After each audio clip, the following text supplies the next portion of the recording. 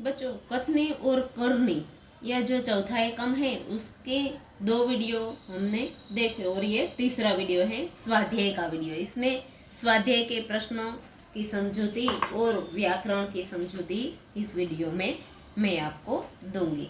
पहला जो प्रश्न है अंदाज अपना अपना, कथनी और करनी में अंतर विषय पर अपने विचार लिखिए। तो कथनी और करनी में अंतर, तो बच्चों इस पाठ में जो हमने आगे सुना और समझा है कि मनुष्य है उसे कई बार अभिमान हो जाता है, वह अपने आप को स्वयं को गुणों की खान समझने लगता है और फिर वह बोलता कुछ और है और करता कुछ और है और फिर गलत कार्य करता है। तो इससे कथनी और करनी में अंतर हमें देखने को मिलता है। तो बच्चों यह जो कथनी और करनी में अंतर है उसमें कई बार मनुष्य है वह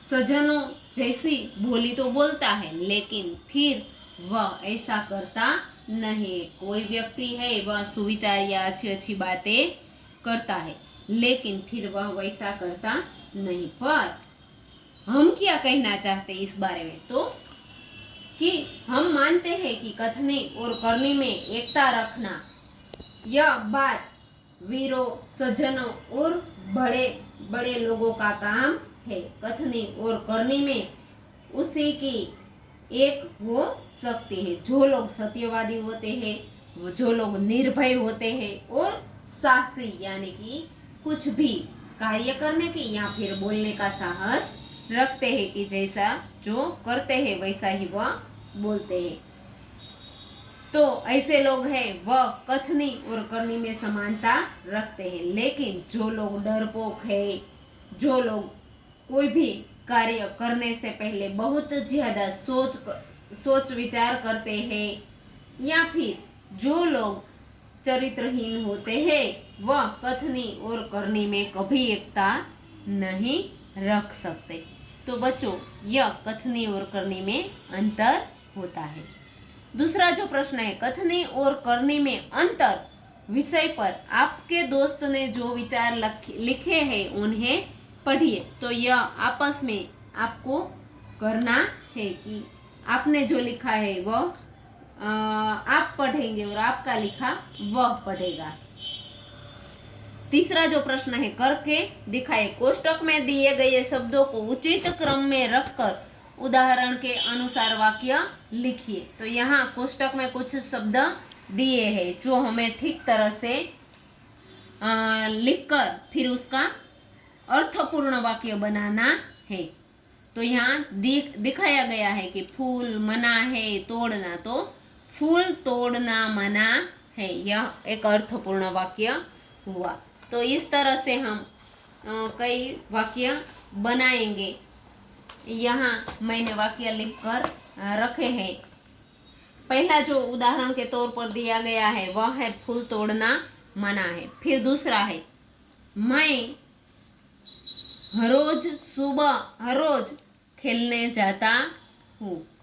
तो मैं हर रोज खेलने जाता हूँ, तो यह दूसरा वाक्य हुआ, मैं हर रोज खेलने जाता हूँ।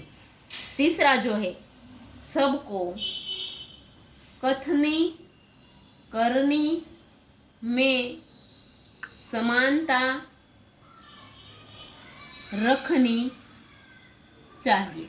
ये राउंड मैंने सर्कल इसलिए किए बच्चों कि ताकि हमको पता चले कि यह जो शब्द है वह वाक्य में आ गए। उसके बाद का जो वाक्य है वे कहीं से अच्छे पौधे लाए, वे कहीं से अच्छे पौधे लाए।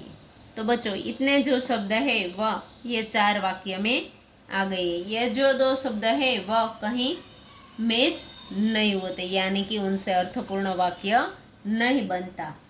उसके बाद का जो प्रश्न है बच्चों पढ़कर समझिए। कहावत है आम के आम गुठलियों के दाम। इसका अर्थ है दोहरा लाभ होना यानी कि दुगुना लाभ होना।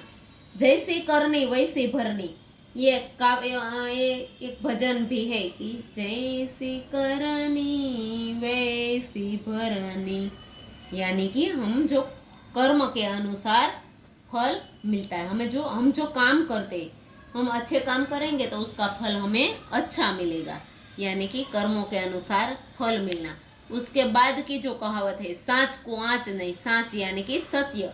सच्चे व्यक्ति को कोई भय नहीं होता, क्योंकि वह हमेशा सच बोलता है, इसलिए उसे झूठ बोलकर कहीं फंस नहीं जाता, इसलिए उसको कोई भय नहीं होता। उसके बाद की जो कहावत है, काला अक्षर भैंस बराबर, यानी कि बिल्कुल अनपढ़ होना। काला अक्षर यानी कि अक्षर काला हुआ तो भैंस बराबर, यानी कि अनपढ़ होना। इसके बाद है, निम्नलिखित वाक्यों को पढ़कर रेखांकित शब्दों को ध्यान से देखिए। हमें अहिंसा के पथ पर चलना चाहिए।